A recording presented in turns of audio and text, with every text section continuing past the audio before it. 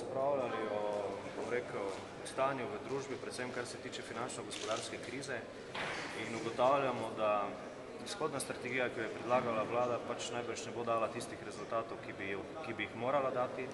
Naš predlog je, da seveda začnemo razbremenjevati slovensko gospodarstvo, to zelo, pogumno.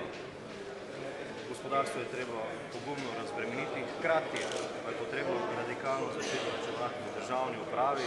400 milijonov, ki jih vlada predlaga skozi izhodno strategijo na letnem nivoju, je zagotovo premalo. To pomeni 4,4% glede na 9 milijard izdatkov, torej iz državnega proračuna. Ocenjujemo, da bi bilo vsaj 10% moč prihraniti na letnem nivoju, kar pa pomeni 900 milijonov evrov. In če bi te 900 milijonov evrov razdelili 2/3 pustili gospodarstvo, torej 600 milijonov pustili gospodarstvo, 300 milijonov pustili za stabilizacijo javnih financ, bi zagotovo naredili en velik korak pri prebroditvi te finančno-gospodarske krize. O lokalnih volitvah bo tudi zagotovo tekla beseda, predvsem o tem, o pravilih, ki jih moramo postoriti za formiranje list za volitve, torej v svete občin, za svetnike. Ocenjujemo, da v veliki večini so te liste že izpopolnjene, dokončne bojo končane do konca marca. Pogovarjamo se seveda tudi o kandidatih za župane, poskušamo doseči to, da bi v večini občin imeli svoje kandidate za župane, in od volitev seveda pričakujem, da bo Slovenska ljudska stranka, tako kot je tradicionalno imela dober rezultat, imela tudi tokrat eden zelo soliden rezultat. Pa bo uspelo, konec koncev je znano pred volitvami, da ponavadi župani pospešijo kakšne investicije, letos denarja za te ne bo, tako da zadnji popravki ne bodo možni. Letos bo zagotovo težje tudi zaradi tega, ker ta 5. razpis, na katerega so župani tako pričakovali, torej na sredstva Evropske unije, očitno bodo prišla z zamudo, tako da teh efektov zagotovo ne bo. Bodo pa efekti, ki so jih župani naredili skozi celotni mandat županovanja. Jaz sem prepričan, da bojo imeli kaj za pokazati.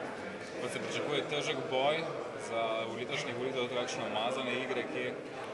Torej, jaz nisem na nek način pristaš zamazanih igric. Zagotovo bo boj močan, da bo tudi Slovenska ljudska stranka deležna napadov, glede na to, da v tem trenutku drži še največ županov, tako da bomo se pač mogli temu ustrezno pripraviti in se boriti do konca in do kraja. Pa pričakovanja, število županov enako, manjše, večje? Moja ocena je, da bomo težko obranili vseh 50 in več županov, tudi zaradi tega, ker je skoraj 10 takšnih županov, ki po 4. mandatu preprosto odhajajo v pokoj in ne bodo ponovno kandidirali. Tako da tam bodo zagotovo volitve drugačne kot pa sicer. Še o aktualni gospodarski krizi, prej ste nekaj stvari že omenili, kdaj boste, če boste in ali boste dali vladi predloge, nekatere stranke so to že naredili? Mi se zelo intenzivno pripravljamo tudi na to, skratka želimo pripraviti kako bi temu dejal, en nov ekonomsko-socialni model, ki bi ga ta država potrebovala. Namreč po naši oceni je ta model v tem trenutku popolnoma sesut, če vzamemo na eni strani stanje duha v gospodarstvu, po drugi strani razsuto pokojninsko blagajno in tudi zdravstveno blagajno, ampak zadeva je kompleksna in je potrebno zaokrožiti v celoti. Na tem intenzivno delamo in jaz upam, da bomo uspeli pripraviti en resen program, kako na tem področju naprej. Kdaj približno? Je kaj znanega? Težko bi zdaj časovno govoril, ampak v mesecu dni ali kaj več pa že kaj. Vprašanje še imam potem glede Čajanke. Zakaj odločitev samo za enega zagovornika ali pa bolj rečeno nasprotnika novega družinskega zakona? Glejte, naše stališče, kar se tiče družinskega zakonika, je zelo jasno. Torej, zagotovo ima ta družinski zakonik nekaj dobrih rešitev, ki jih je brez problema moč podpreti. Žal pa se je v ta zakonik tudi prikradlo nekaj, s katerim se mi preprosto ne moremo strinjati, ker menimo, da gre za grob napad na družino, gre za grob napad na pravice otrok in s tem preprosto mi se ne moremo strinjati in bomo storili vse in še več, da takšen družinski zakonik ne bo prišel v veljavo. Bodo poslanci odločali potem v državnem zboru po navodilih stranke ali po svoji lastni vesti? Torej, pri nas je vedno tako, da odločamo po svoji lastni vesti, tako da tu ni problemov nobenih. V primeru, da je zakonik sprejet, kakšne aktivnosti bo imela SLS? Jaz verjamem in želim si, da ta zakonik v državnem zboru ne bo sprejet. Verjamem, da je tudi na, če temu tako rečem, koalicijski strani nekaj poslancev, ki se za tem zakonikom ne strinja.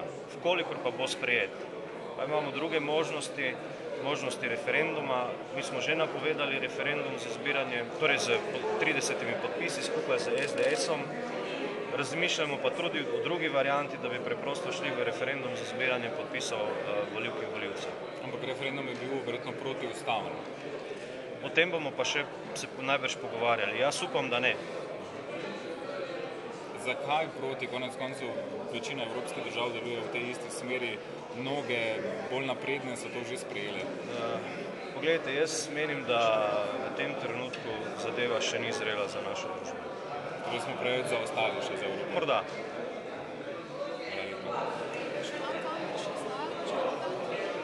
Seveda. Župan Kangler je najboljši župan v tej državi. Zakaj ne bi bil naš kandidat?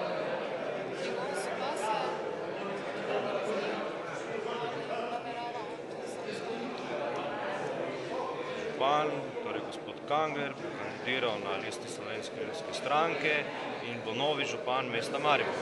To je popolnoma jasno. Še za vas vprašanje, gospod Rokavc.